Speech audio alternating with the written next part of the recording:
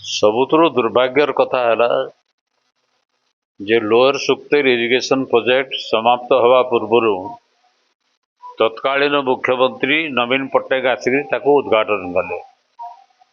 ଯାହାର ପ୍ରତିବାଦ ମୁଁ କରିଥିଲି ସେ ମିଟିଂ ଉପରେ ମୁଖ୍ୟମନ୍ତ୍ରୀ ଥିଲେ। ନିୟମ ଅନୁସାରେ ବିସ୍ଥାପିତ ମାନଙ୍କୁ ଆଗ ଥଇଥାନ କରିବା କଥା, ତାପରେ ବିସ୍ଥାପିତ ହେବା। ସେ ନିୟମ କେହି ମାନି ନାହାନ୍ତି। ଲୋକେ ଆନ୍ଦୋଳନ କଲେ, ତାକୁ ଦବେଇ ଦିଆଗଲା ଏବଂ ଆଜି ପର୍ଯ୍ୟନ୍ତ ଥଇଥାନ ବ୍ୟବସ୍ଥା ସମ୍ପୂର୍ଣ୍ଣ ହେଇନି, କୌଣସି ଜାଗାରେ ହେଇନି। जो 29 खंड गाँव अच्छी सबू जगार कम्प्लेन आसुची जे थईथान समस्या समाधान है नहीं।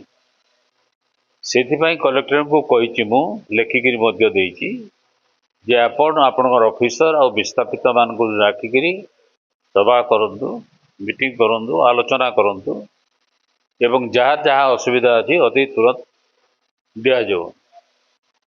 कुमियापाली अवस्था अति सांघातिक, पानी माड़ी आसलानी, आउट अधिका वर्षा हेले से जनजीवन प्रति विपद अच्छी।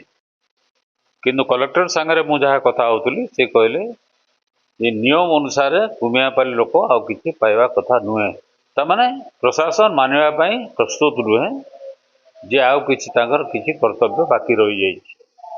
से समय गोटे केवल उपाय है गणतांत्रिक उपाय रे आंदोलन करी प्रतिवाद करंतु एवं प्रतिवाद जदि करंतु निश्चित भाव में मुझे सहयोग करी।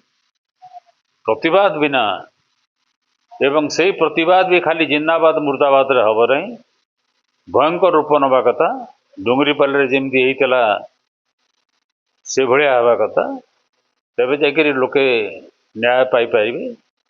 आ खाली क्या कहीदे चिठी लिखे देकर फोन करदे भावुं सब समस्या समाधान होटा केवे संभव नुहे। এই ভিডিওটি आपनको केमिति लागिला कमेंट करि जणांतु।